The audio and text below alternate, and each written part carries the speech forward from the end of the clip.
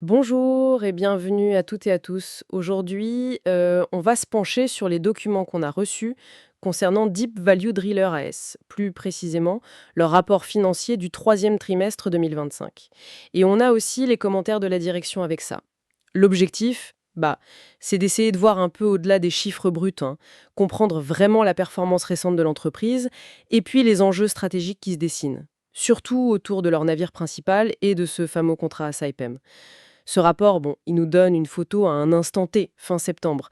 Mais c'est déjà très riche pour comprendre où va l'entreprise. Alors, allons-y, on va décortiquer ça. Ce qui frappe assez vite, je trouve, c'est une sorte de tension. On a une activité opérationnelle qui a l'air de bien tourner, mais l'avenir stratégique, lui, il est un peu flou, à cause d'un amendement important au contrat principal. Commençons par la base, si vous voulez bien. Deep Value Driller. Qu'est-ce que c'est? En gros, c'est une société qui possède un navire de forage. Un seul, hein, le Deep Value Driller. Et elle le loue. Tout a commencé début 2023, avec un contrat initial d'affrètement coque nue, un bareboat charter, comme on dit, signé avec Saipem, un géant du secteur. Ce contrat, il portait sur 11 puits fermes, et puis il y avait 6 puits en option. Et ça a démarré, le début opérationnel à plein tarif, c'était le 1er novembre 2023. Alors oui, juste pour préciser ce que ça veut dire ce contrat bareboat ou coque nue pour Deep Value Driller, en gros, ça signifie qu'ils fournissent le navire. Point, c'est tout. C'est Saipem, donc le locateur, qui se coupe de tout le reste. L'équipage, les opérations jour le jour, la maintenance courante, les assurances aussi. Donc Deep Value Driller, eux, ils en cassent un loyer. Le tarif journalier et leurs coûts opérationnels directs sont très très bas.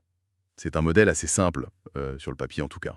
Simple, oui, mais visiblement pas figé. Parce que le gros événement récent, c'est cet amendement au contrat Saipem, signé en avril 2025. Et cet accord, il change pas mal la donne. D'abord, il met en place une nouvelle période initiale, ferme, de 365 jours, à partir du 1er juillet 2025.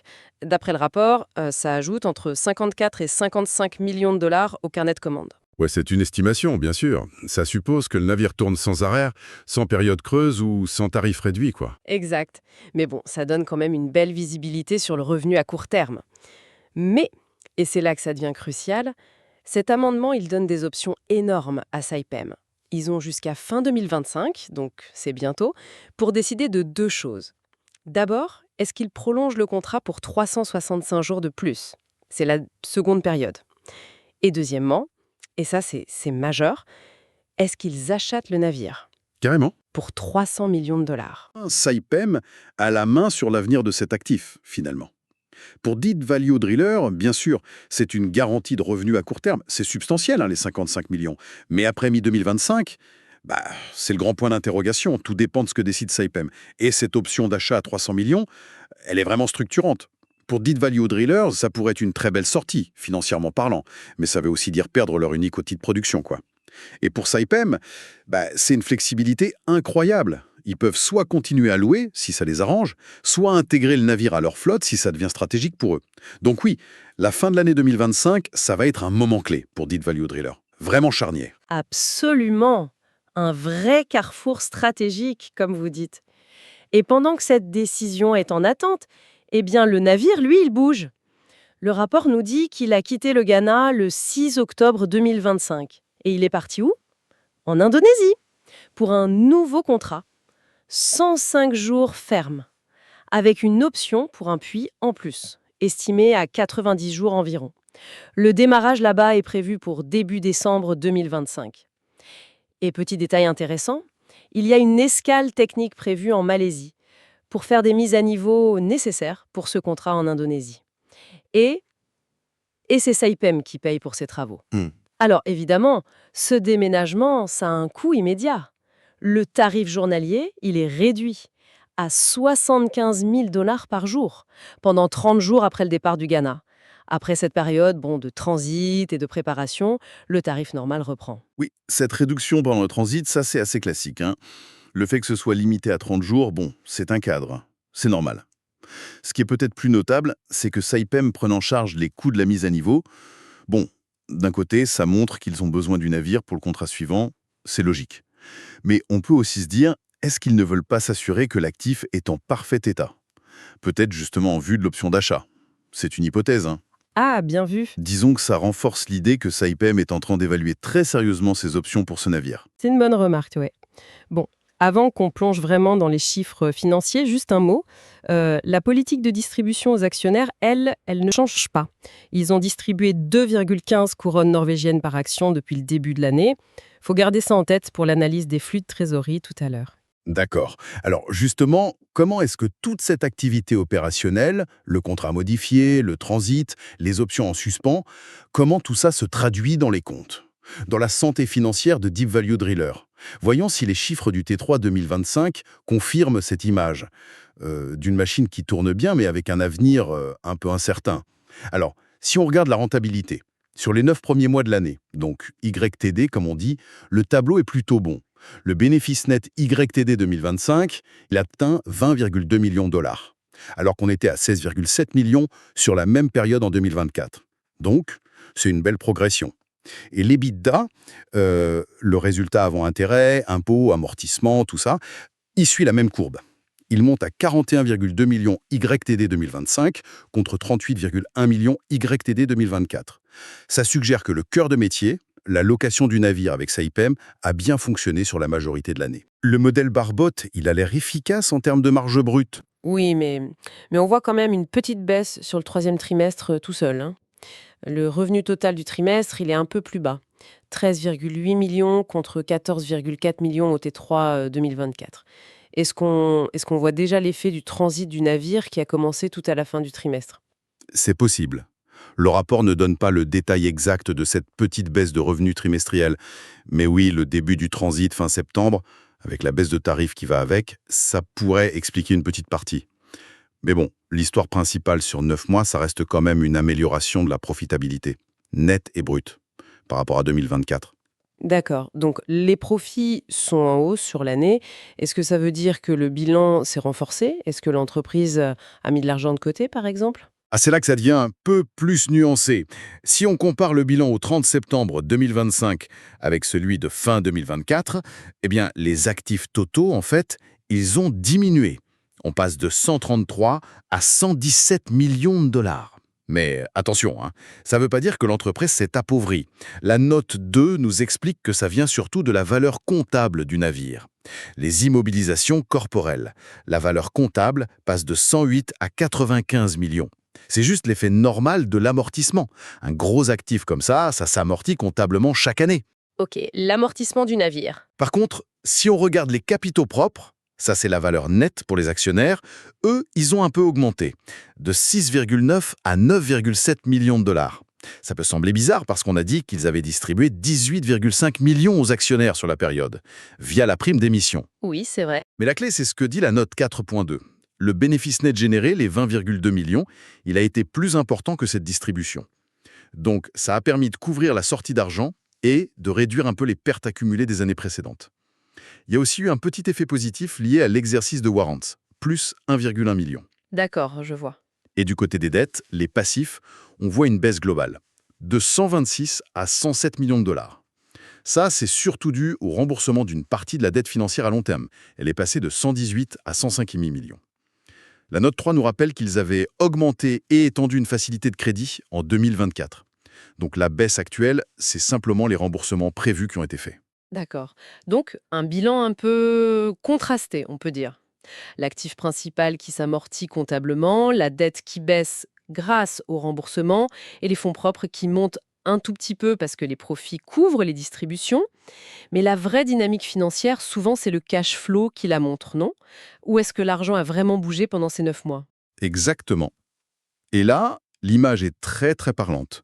Et elle confirme un peu ce qu'on pressentait. Le flux de trésorerie généré par les opérations, c'est la star du spectacle. Plus 32,4 millions de dollars sur 9 mois en 2025. C'est un retournement spectaculaire par rapport à 2024, où c'était légèrement négatif, moins 0,4 millions. Ah oui, quand même. Plus 32 millions. Ça, pour le coup, c'est le signe que le moteur opérationnel tourne vraiment bien et qu'il génère du cash solide maintenant. C'est peut-être le chiffre le plus important, non? Ah oui, absolument. Le contrat Saipem, une fois qu'il était bien lancé, et avant le transit, ça a clairement été une pompe à cash. Mais, et c'est un gros mais, il faut regarder où est parti ce cash. Parce que les flux liés aux activités de financement, eux, ils sont fortement négatifs. Moins 29,9 millions de dollars sur les 9 mois de 2025. Alors que l'année dernière, c'était l'inverse, c'était positif, plus 10,7 millions. Qu'est-ce qui explique ce changement? C'est assez simple. En 2025, ce flux négatif, c'est surtout la distribution aux actionnaires, moins 18,5 millions, et le remboursement du prêt, moins 12,5 millions. L'argent qui est rentré grâce aux opérations est ressorti quasiment aussitôt pour payer les actionnaires et rembourser la banque. Alors qu'en 2024, le flux était positif parce qu'ils avaient encaissé le nouveau financement, plus 50 millions. Donc, les priorités pour utiliser le cash ont été très différentes entre les 2 années. Je comprends. Et la conséquence directe de tout ça, c'est que la variation nette de trésorerie sur les 9 mois, elle est positive, plus 2,5 millions, mais beaucoup moins qu'en 2024, plus 7,5 millions. La trésorerie, à la fin, au 30 septembre, elle est de 14,9 millions de dollars. C'est un peu plus qu'à la fin de l'année 2024, 12,4 M, mais c'est moins qu'au 30 septembre 2024, 19,4 M. C'est fascinant cette dynamique. Donc l'entreprise génère beaucoup plus de cash avec son activité cette année, mais elle a choisi de le redistribuer tout de suite aux actionnaires et aux créanciers, plutôt que de vraiment gonfler sa trésorerie. On dirait un choix stratégique assez clair. Oui, tout à fait. Ça peut vouloir dire qu'ils sont confiants dans leur capacité à continuer à générer du cash. Mais ça peut aussi être une stratégie pour maximiser le retour aux actionnaires avant l'échéance des options de Saipem. Si une vente du navire se dessine pour fin 2025, distribuer le cash maintenant, ça peut avoir du sens pour les actionnaires actuels. Ça nous ramène encore et toujours à cette incertitude stratégique. Très clair. Bon, avant de conclure, juste un mot rapide sur les autres infos qu'on trouve dans le rapport. Les comptes sont en normes comptables norvégiennes locales, NRS 11. Rien de spécial là-dessus. Côté actionnaire, la note 5 montre pas de gros changements. Utalden AS 11,40% et Solan Capital AS 10,09% sont toujours les principaux. Les actionnaires qui ont plus d'un 1% détiennent ensemble presque 65% du capital. Et l'entreprise a quelques actions propres, 0,32%. Classique. La note sur les impôts, la note 6, est un peu technique. Elle parle d'une future imposition possible à Malte pour les filiales là-bas. Mais pour l'instant, la charge fiscale concerne que la maison mère en Norvège. Donc, pas d'impact direct sur ce trimestre. Et puis, bien sûr, il y a le petit rappel habituel sur le fait que c'est informatif et qu'il faut faire attention aux déclarations qui regardent vers l'avenir.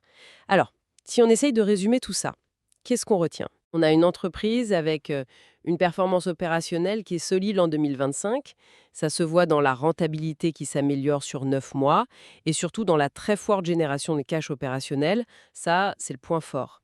Mais cette performance, elle est quand même encadrée par cet amendement du contrat Saipem. C'est l'événement majeur. Il sécurise le court terme, oui, mais il crée une grosse incertitude sur l'avenir du seul actif de l'entreprise après mi-2026, voire même dès la fin 2025 si Saipem décide d'acheter le navire. Et les choix qu'ils ont faits, avec le cash distribué beaucoup, rembourser la dette, ça semble bien refléter cette situation un peu entre deux eaux. Tout à fait. Et ça pose finalement la question centrale qui ressort de ce rapport. Quelle est la stratégie de Deep Value Driller face à cette dépendance totale à la décision de Saipem? Le nouveau contrat en Indonésie, ça assure l'activité pour les mois qui viennent. Mais après, la visibilité s'arrête un peu là. Comment est-ce que l'entreprise se prépare aux différents scénarios? Vente du navire fin 2025, extension du contrat Saipem, ou est-ce qu'il faudra trouver un nouveau client si Saipem ne fait rien? Le rapport T3, évidemment, il ne donne pas la réponse, mais il pose très clairement le décor. Les enjeux stratégiques sont là, ils sont imminents. Voilà donc pour notre exploration des derniers chiffres et des développements importants chez Deep Value Driller, basés sur leur rapport du T3 2025. Une histoire de stabilité opérationnelle face à un virage stratégique majeur.